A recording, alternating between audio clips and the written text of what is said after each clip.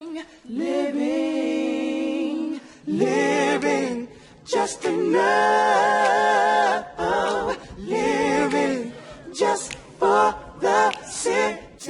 Hey, what's up, you guys? Welcome back to New Jack City. Today we are talking about Cardi B, Madonna, Nicki Minaj, and Lotto. Now, I've been holding off making this video.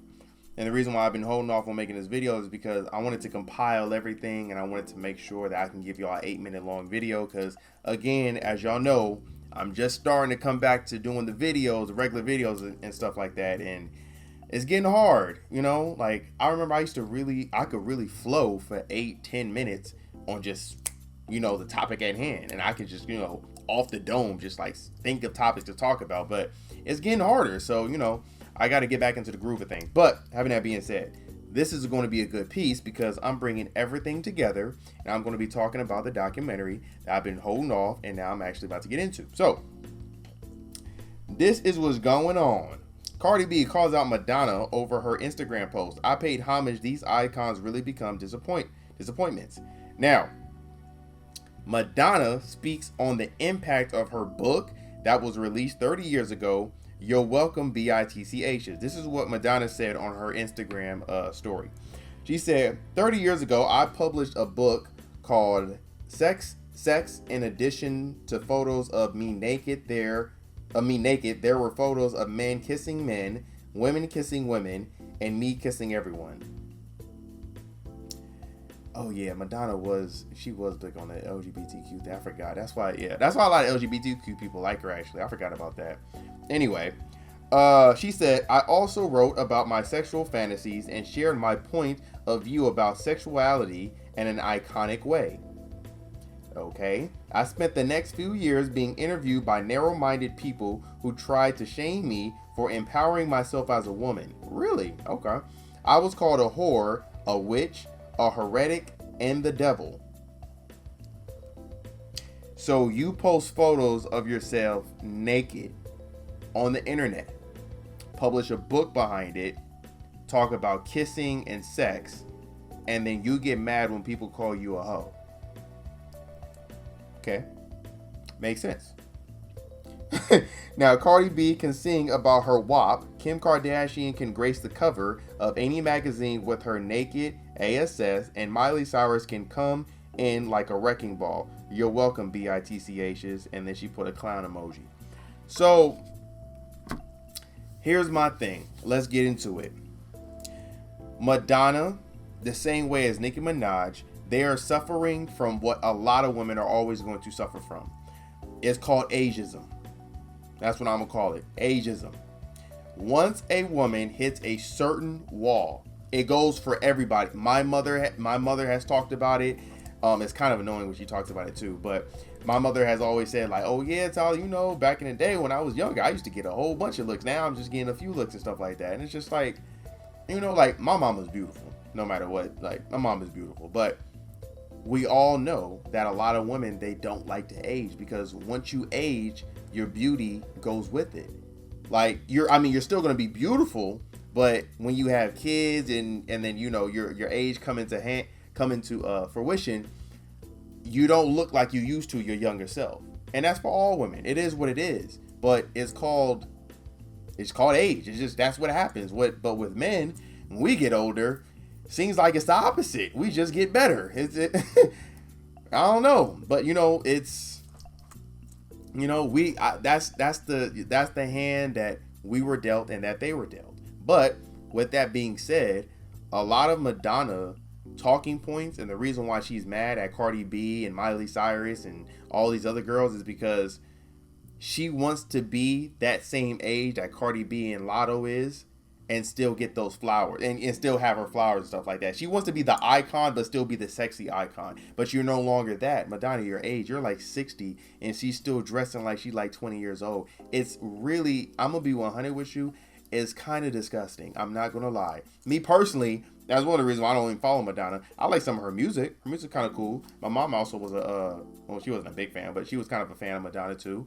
But her music is cool, but her being a feminist and her doing this whole, her being the first one to really put out there, because she is actually absolutely right. She is one of the, now that I think about it, she is like kind of the founding godmothers of like the feminist movement, and girls appreciating their body and showing their sexuality, like whatever that is. But she is one of the first ones to do that. Now, to bring it in with Lotto and Nicki Minaj, you see what's going on with Madonna, right? And she was going for Cardi B and all these other girls, right? That's the same thing that Nicki Minaj is suffering from, except Nicki Minaj is not 60. Nicki Minaj is in her 40s, and she still look bomb. Like, let's not get it twisted. Nicki Minaj is definitely bad, but she's getting up there with age. And a lot of people are not looking at her like that. Like, even myself, when I was in high school, I told y'all, in high school, Nicki Minaj was it. Like, every dude wanted her. I wanted her. Everybody wanted her. Nowadays, we're not really looking at Nicki Minaj like that. Like, if Nicki Minaj was to, like, if I was to see her in my vicinity, and she's single and stuff like that, she looking at me, for sure, I'm gonna walk over there, I'm gonna see what's happening. But am I gonna go out of my, if it's Lotto or Nicki Minaj, am I going to Nicki Minaj? No, I'm going to Lotto. I'm just being 100. Like, Lotto ain't got no kids. She's younger than Nicki Minaj. Why would I not go with her? Now, if Lotto dissed me, then I'm gonna go Nicki Minaj. That's like, she the second option, and a lot of girls don't like to be that. They want to be the first option. But when it comes to ageism, that's just what it is. That is that everyone has to age, and I believe the moment they accept that and they come to terms with it is when they can have a proper iconic career. Because right now, Madonna's in her iconic stage. Same thing with Nicki Minaj. They're in their iconic stage, right? But they have a problem with not being the it girl, and it's just not going to happen no more. But with that being said, I want to talk about this documentary I've been teasing and talking about with y'all about Beyonce and the feminist movement, right?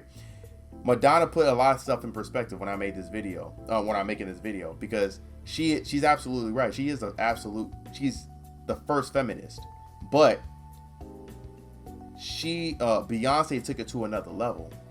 Beyonce, see, here it is. Madonna was the Michael Jordan of the feminist movement. Beyonce was a Kobe.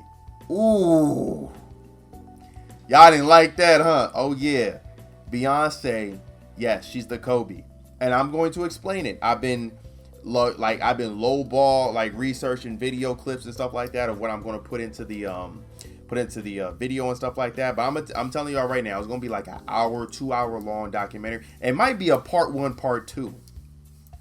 Like, it's going to be some serious heat. And I just want y'all to know, listen, we going to get a lot of flack on this channel because, the Beehive don't really play and stuff like that. But at the end of the day, it's going to be the truth. And I'm not going to be making this video to attack her. I'm just going to be making the video so people can realize that R&B has changed because of certain women like Madonna and Beyonce. And it's not in a better, R&B is not at a great stage, as I would like to say, right? I think the highlight of R&B was the 80s and 90s, definitely the 90s. I love the 90s R&B. New Jack Swing and all that good stuff. You could party, you can still have love songs, and on top of that, there were still women that were, it was women that was getting into the feminist movement, but not all of them was there yet. So we still had women to where, we could have a relationship and create children and be married and stuff like that. Nowadays, it's over. And I blame it, and I put a lot of the blame on Beyonce. Oh yes, and I'm gonna get into it. I'm gonna definitely get into it for sure. But yeah, I'm going to be making the documentary not to attack her, but just to make her and other artists realize that what you put out into the world, it affects people. So if you keep on talking about, man ain't ish, eventually women are going to really believe that men ain't ish and they can do better without us. And at the end of the day, I've always said this before. This is one of the reasons why I love Kevin Samuels. We are better together than we are apart. It makes no sense being apart. Like, I don't understand how Beyonce keeps saying that she's for the black people and she's for the black community, but she's not for the black family. You feel me? Oh, we gonna get into it. We gonna get into it. We gonna get into it. I'm telling y'all, it's about to be heat. I'm coming with the pop, pop. I'm coming, y'all. But anyway, how do y'all feel about this? About Madonna, about Lotto, about Cardi B, and about Nicki Minaj? Do y'all think that ageism has hit them? Do y'all even think ageism exists? Leave it in the comments. Leave it in the comment section. Give this video a big thumbs up, and please subscribe to the channel. All right, y'all. I will see y'all next time. All right. Living just enough.